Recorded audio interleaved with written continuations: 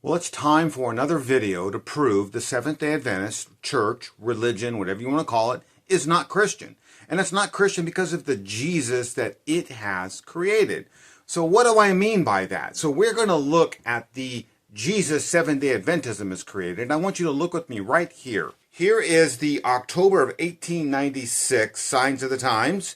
And you can say when they talk about Jesus, he took the form of a servant, becoming an angel among angels that he might redeem angels.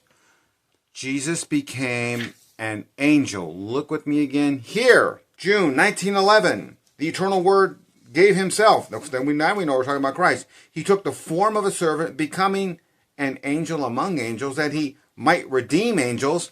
Where does the Bible say Jesus is going to redeem angels? But more on this nature of Christ. And look with me here.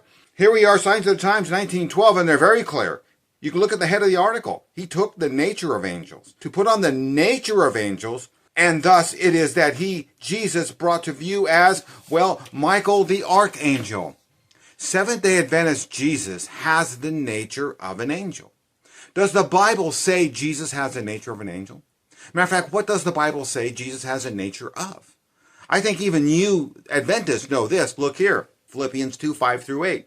Jesus only has two natures. And in verse 7 it says, but he emptied himself. In other words, he took the form of a servant, becoming in the likeness of men.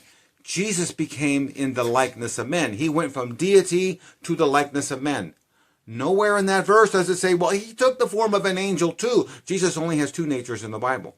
The nature of divinity and the nature of humanity. So you know what we have here with Seventh-day Adventists? We got a false Jesus. The Bible warns us about false Jesuses. Look here.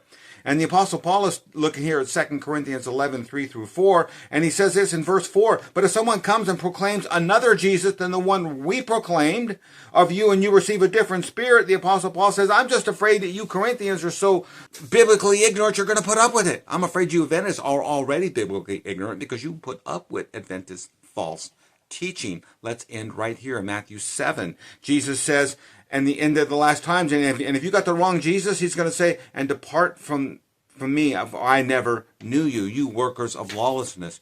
You Seventh-day Adventists have the wrong Jesus. And at the end time, Jesus is going to say, depart from me, I never knew you. You can't even follow the biblical Jesus. You got a Jesus with the created nature of an angel, which the Bible doesn't know of. Adventism is a false religion.